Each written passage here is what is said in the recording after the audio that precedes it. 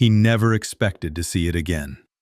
That little toy, cracked and dusty, lying among the cold evidence at a brutal crime scene. His childhood, resurrected in the worst possible place. The late afternoon sun was folding itself behind the rusted rooftops of Jasper, a small Rust Belt town where memories clung like the soot in the air. For 26-year-old Eli Carter, the world outside had always been an uneasy place. Too many shadows, too many broken promises. Yet today was supposed to be different. Eli worked as a local courier, known for his punctuality and quiet demeanor. He loved the simplicity of the streets, the brick sidewalks cracking in time with the creaks of old warehouses. But on this day, a call came from the police department, unusual and urgent. The recent crime scene on 7th Street held something unexpected. They needed him to come down and identify an item found among the rubble. Eli's heartbeat quickened when he arrived.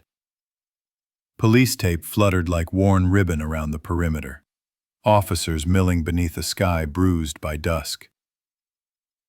Across the street, a burnt-out sedan whispered the remnants of a nightmare. Charred interiors, glass shattered like 100 frozen screams. He was led inside the chaotic shell of the crime scene tent, where evidence bags lay scattered atop metal tables. Then he saw it. His old, battered toy truck.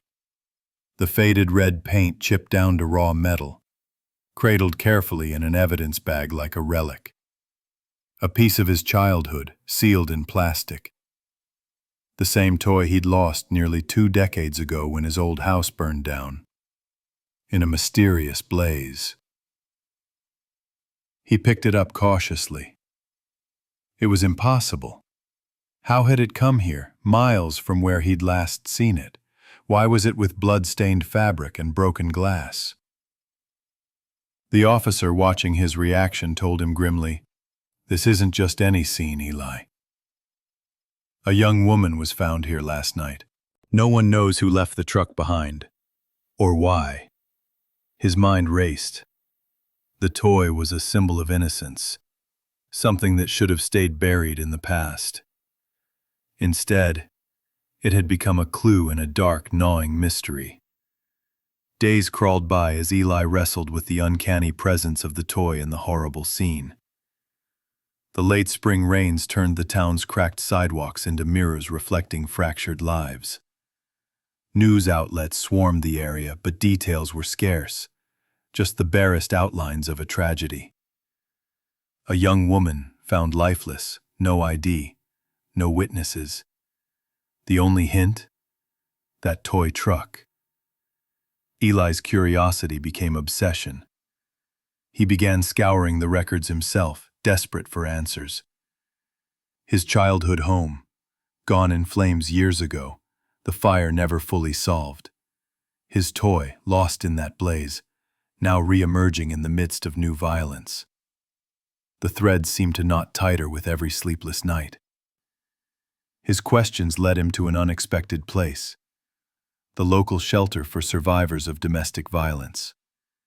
There he met Marla, an advocate with fierce eyes and a soft voice, who told him the woman was probably someone who had been hiding, fleeing from a brutal past.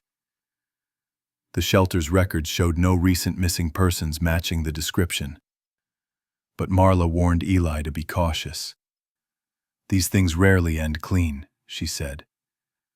"Someone wanted her lost, just like your toy." One of the walls in the shelter was covered with photos of missing women, smiling faces frozen in time and fear. Eli scanned the pictures, his heart tightening like a fist. The toy somehow linked to this human tragedy, a symbol from his past entangled with lives he barely understood. Eli's own family history whispered warnings. His father had disappeared when Eli was 10, tied to shadows of small-time crime and lost hope. Yet the toy was a beacon pointing backward and forward at once, a tether to innocence corrupted in ways he hadn't faced. The police finally contacted him to return to the crime scene. New evidence had emerged. A witness described a man seen sprinting from the scene moments before emergency services arrived.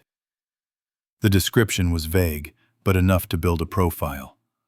Early 30s, nondescript, familiar with the neighborhood. Eli couldn't shake the feeling that he was now part of something bigger. His past suddenly brushstroked into the dangerous mural of the present. The toy was more than a coincidence. Someone wanted him to find it. Late one night, while examining the toy for fingerprints, Eli discovered faint writing underneath the chipped paint, almost invisible, but unmistakable. A child's scrawl of numbers. A phone number, an address. It was both a clue and a riddle. As he traced the number, Eli's phone buzzed with an unknown caller. No words, just heavy breathing. Then, silence. Eli sat back, the weight of the unknown pressing down. The toy that had once been a beacon of childhood wonder had now become a signal of danger, of secrets half buried in the shadows of his town.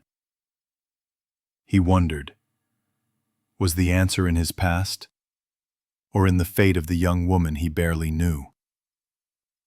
The days that followed turned into a tightly wound wire of tension and elation that never quite broke. Eli became a reluctant detective in his own story, reaching into corners of Jasper's shadowed underbelly that had long been ignored. The number etched beneath the toy's paint led him to a run-down duplex on the edge of town. The paint was peeling, and the faint smell of smoke lingered in the air, a reminder of old fires, old secrets. He knocked, nearly recoiling when the door creaked open, revealing a woman with eyes too weary for her age. She introduced herself as Cindy, sister to the victim found at the crime scene. A truth Eli wouldn't have guessed from her guarded look. She hesitated at first, then spoke slowly, her voice heavy. "My sister. She got mixed up with people who took more than they gave. She tried to escape, but," her voice faltered, "she never made it out." It was the first real human connection Eli had found to the mystery, more raw than any police report. The toy, he learned, was how his sister found comfort as a child. Cindy believed the toy wasn't just a coincidence at the crime scene.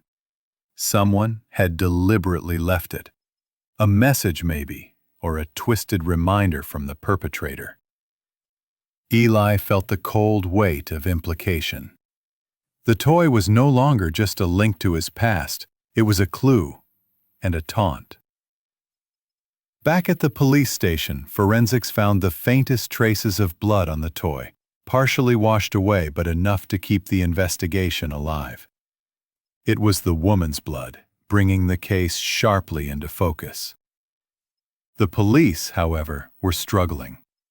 No usable footage, no witnesses willing to talk.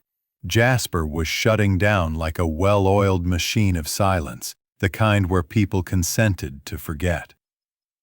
Inside the evidence room, Eli found himself returning to the toy night after night. He'd run his fingers over the gnarly edges, imagining the young woman clutching it, seeking a kind of solace. And the phone calls hadn't stopped, each one as eerie as the last, silent, but heavy with threat. Then came the night that drew the line between investigation and obsession. Eli drove to the location the child's scrawl indicated. A forgotten park where swings swayed in the midnight breeze and shadows swallowed the playground whole. There, beside the rusted slide, he found a battered journal wrapped in plastic. Inside, faded handwriting spilled secrets. The woman's struggle documented in fragments, stories of night chases, whispered threats, desperate pleas. Among the pages was a final entry that chilled Eli to his core. If I disappear, remember this toy. It's the only piece of my old life they can't take. He sat on the cold bench, breath puffing like smoke in the night, feeling the weight of the past and present colliding. Pause and reflect. How often do the smallest remnants of childhood carry the biggest truths?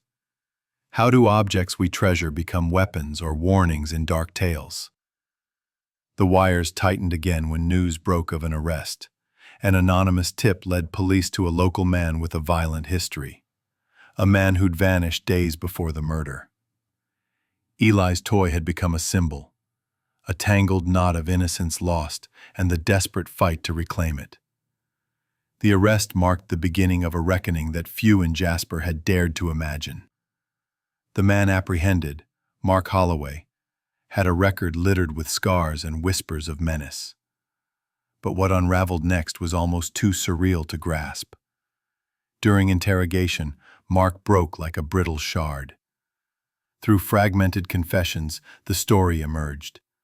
The victim was a woman named Lucy, someone he'd known since childhood, bound by a shared history of trauma and lost innocence.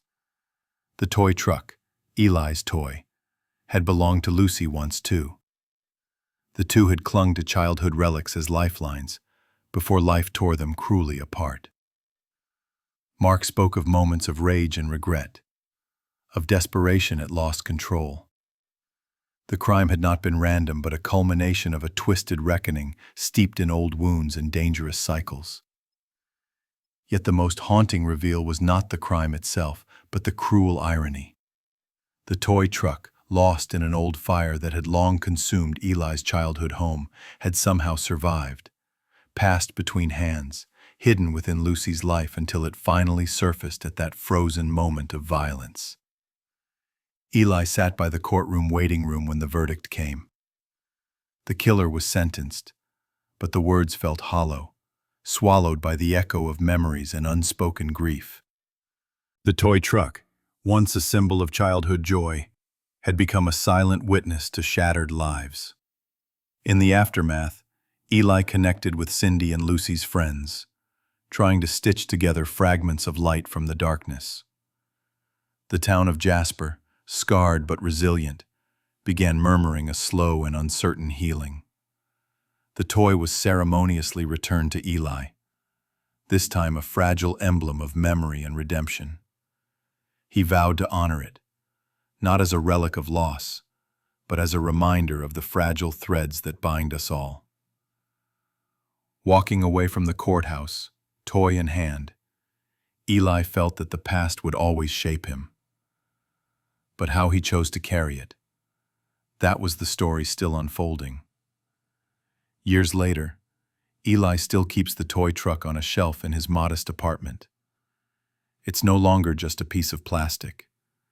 It's a reminder that innocence and darkness are often intertwined, that the smallest things can echo through lifetimes. The case sparked changes in Jasper, with renewed efforts to address cycles of violence and support for those trapped in shadows. It challenged the community to confront uncomfortable truths about pain, loss, and how we hold on to the past, sometimes too tightly, sometimes too carelessly.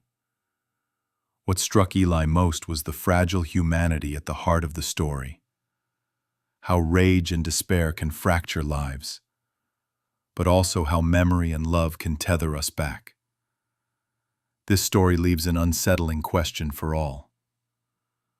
What do we carry with us from childhood into our adult lives? And how do the relics of the past shape our futures, for better or worse? Don't forget to subscribe to Real Mystery Reports for more strange, dark, and profoundly human stories. New true mysteries every day.